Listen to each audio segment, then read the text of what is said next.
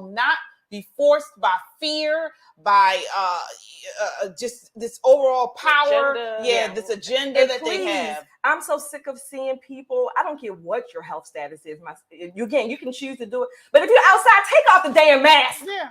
Or in the car by yourself. Yes. In spite of everything you've heard, and let me just make sure you all know that it's actually me.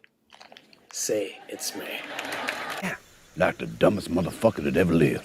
I have COVID. I just have COVID. I'm sorry, guys. I hate to say this and to maybe I guess it's stereotypical, will push stereotypes. But when I see somebody outdoors with a mask on, I think they're nuts. Crazy, deranged.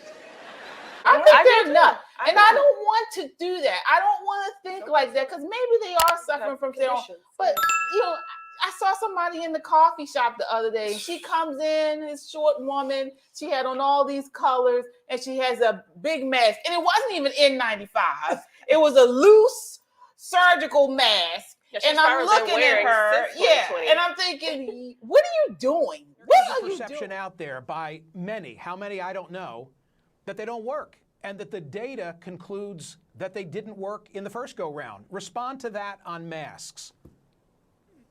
Yeah, well, that's not so. I mean, when you're talking about at the population level, that the data are less strong than knowing that if you look on a situation as an individual protecting themselves or protecting them from spreading it, there's no doubt that masks work. Different studies give different percentages of advantage of wearing it, but there's no doubt that the weight of the studies, and there have been many studies, indicate the benefit of wearing masks.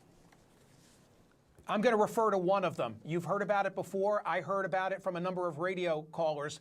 Brett Stevens in the Times talked about Cochrane. Put that on the screen.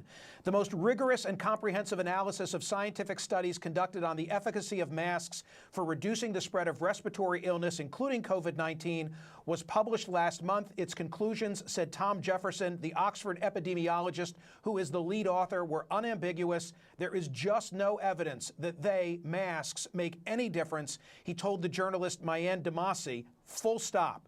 But wait, hold on. What about the N95 masks as opposed to the lower quality surgical or cloth masks? Makes no difference. None of it, he said. Well, what about the studies that initially persuaded policymakers to impose mask mandates? They were convinced by non-randomized studies, flawed observational studies. Most of them don't even wear the masks properly anyway. It's on their chins. I'm like, what's the point of having them I think on? it's become a sort of a statement. Like, it's an idiot statement. It's an idiot statement. Look at me.